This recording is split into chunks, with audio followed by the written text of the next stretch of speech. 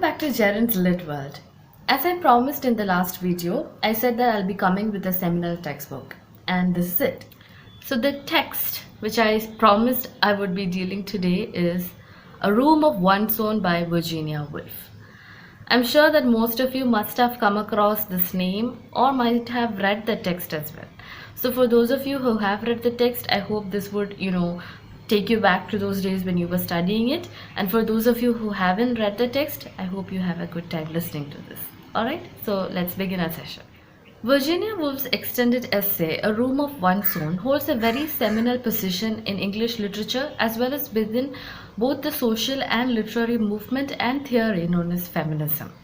To begin with the historical background of the text as such was published in the year 1929.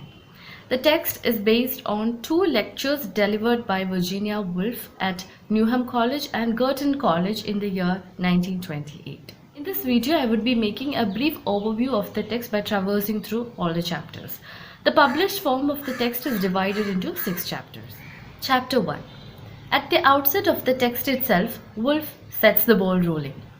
She explains to us on the topic on which she was asked to deliver the speech, women and fiction.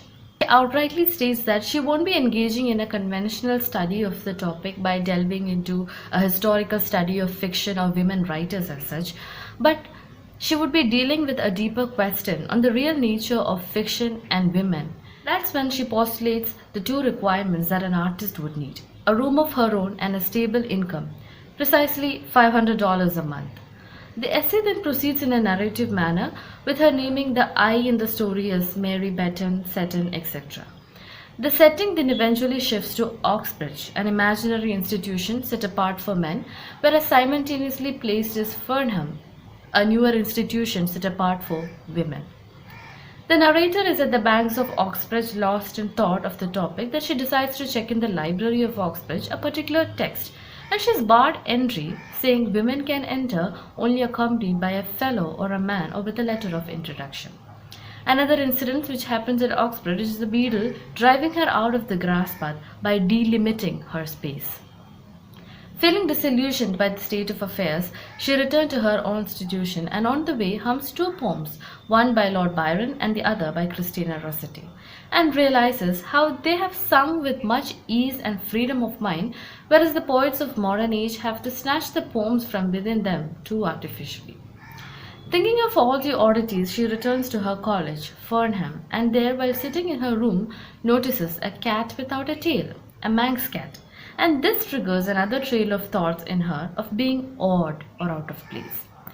This is the point when she makes a comparison of the amenities provided at Oxbridge and at Farnham. The former receives the best of the amenities because of the many sponsors that they have, whereas at Farnham the amenities have to wait, because not everyone would be spending money to get their women educated. Which brings the question on which the first chapter ends, that what did women till now leave for the posterity of their own sex? Whereas on the other hand, men of the older ages have left so much for men of the coming age. Chapter 2. The second chapter begins with a shift in the setting to London, and the I in the narrative is still again in the pursuit of the topic women and fiction. And this pursuit she explains as the pursuit of truth.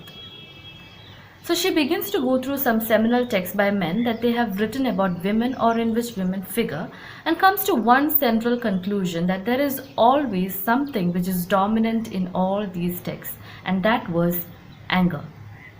Men had expressed their anger to women in these writings, and she still didn't understand why, because men seems to control almost everything in the world. And that's when the position of women in the text of men as well as in real life are seen to be as mirrors. Mirrors to see themselves as the better ones. She states mirrors are essential to all heroic and violent action, which brings her to the conclusion that the anger is born out of the fear of women may become capable of seizing the power from their hands. And with this realization, she comes to the conclusion that throughout the ages, the one notion which was dominant about womanhood is the need for protecting womanhood and the fear of exposing womanhood. Chapter 3. So, by the conclusion of chapter 2, the narrator comes to understand that there was always a rift between the need for protecting women as against the need for exposing them or giving them the freedom. And hence, in chapter 3, with the beginning of chapter 3, we see the narrator in pursuit of this exposing of womanhood. Hence, in this pursuit of exposing womanhood, or to actually understand what is a woman, she goes in search of texts and evidences.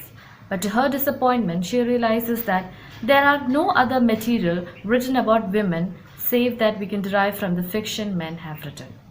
So she comes to the question of what it must have been for a woman to become a writer,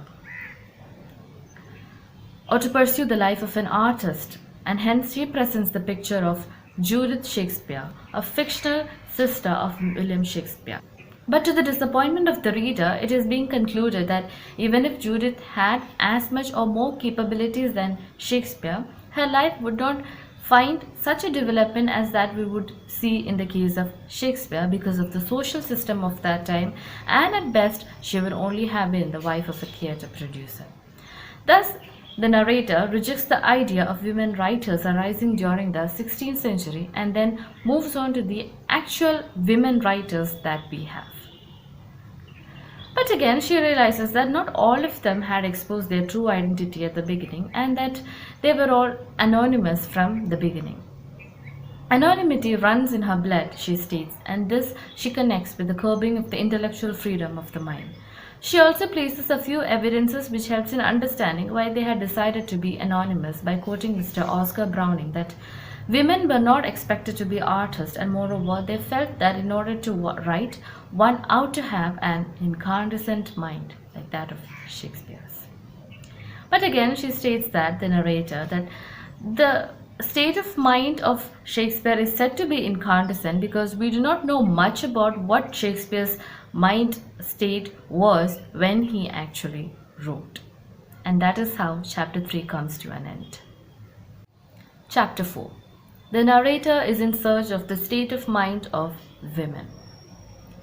At this point, she turns to see the mind of the women writers and begins to read a few works by women.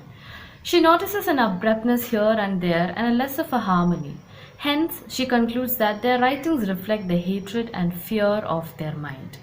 She names all writers, Austen, Bronte, Margaret of Newcastle, Dorothy, all of them who had shown an abrupt end or shifts here and there which could only be the reflection of this particular state of their mind. However, she says that only the works of Mrs. Benn could be said as one which was incandescent because you could see her writing with much freedom. So the narrator does state that the mind of Mrs. Benn could have been or would have been incandescent. Mrs. Benn, who saw writing as a means of income and a profession, but for her too probably she had to change her content as per the requirements of her employer. This brings the narrator to the question of the integrity of a novelist. This lies in bringing the truth before the readers, and the truth cannot be brought by a writer whose mind is barred with fear and hatred. But it comes from a mind which is free. Hence, she stresses on the need for the freedom of mind. By chapter 5, the narrator comes to a concluding stage. Now the narrator eventually comes to a concluding stage by stating that now, at present, women have a more conducive environment to write, and you could choose any topic that you wish for, regardless of it is fiction or non-fiction. And that brings her to another important work by Mary Carmichael, named Life's Adventure. The text is taken up because it has an unconventional plot and theme, lesbianism. The narrator is shocked to find such a turn in the text and is awed at the unconventionality of the topic and also at the ease with which it is dealt by the writer. This brings her thinking on the position that women actually held in fiction. She was seen only in relation with men and never as herself with her nuances. And the writing of Carmichael seems to be so flawless and harmonious, and this she relates to the fact that Carmichael wrote like a woman who is unconscious of her sexual identity, one who wrote with much freedom of her mind. Chapter 6. Finally, the narrator comes to the present. She names the date as October 26, 1928, at London. The narrator is at her apartment looking at the streets of London, and she catches a special sight which brings the concept of androgynous mind of Coleridge. The sight which she sees is a man and a woman entering a taxi cab together. The narrator finally comes to the conclusion that in order to write freely, a unity of the mind is needed. One needs to have an androgynous mind, one which is woman manly or man womanly. Such a mind is resonant, porous, naturally creative, incandescent, undivided, and without impediment. Hence, she states that whenever she looked at the writings of great male writers like Kipling or Galsworthy, she could always find the I in them. Hence, she urges her audience to write freely with an androgynous mind and states how that can be achieved only when one has a room of one's own with a lock and a stable income. She states that the room provides one with the space and freedom at will, whereas the material income is as much necessary for aesthetic output too. And she explains the material aspect by drawing on the life situations of the famous poets who had all been well off except for Keats, which is also stated by the critic Sir Arthur Quiller. Hence, in a way, intellectual freedom does depend upon material benefits and things. And finally, she asks her audience to write because she quotes Mr. John Langton Davis, who says that when women doesn't need children anymore, they wouldn't need women too. Which explains how women are valued for their wombs, as quoted in Margaret Atwood's text as two-legged wombs, we are women. And the speaker urges women to rise above their limitations and make use of their opportunities. In a brief overview through all these 6 chapters of this particular text, we were able to see that one major theme that is being dealt throughout the text is the freedom. The concept of freedom, freedom of the mind, freedom of action, freedom to write, freedom to express oneself, and how much it was difficult for one sex while it was too easy for another sex, and which clearly states the prominence of patriarchy that is existing in our society. The Room of One's Own holds a very seminal position in feminist literature as well as the social movement called as feminism because it emphasizes on the need of a material progress of women. They should be economically independent as well. Not just socially independent but economically and emotionally independent. The concept of providing a room for a woman is the concept of providing her a space in which she can exert her whole freedom and she can be herself. On the other hand, one of the major criticism that was raised against this particular text was one by Alice Walker, the most famous African American writer. Alice Walker criticizes the text by taking the life of Phyllis Wheatley, who was a slave woman, and she was the first African American to have begun the literary writings of the African American literature. Now, the situation of Phyllis Wheatley was that she did not have an income of her own and she was not free, she was a slave woman, yet she wrote. So Alice Walker was saying that you cannot completely state that in order for a woman to write, she must have a room of her own or a stable income.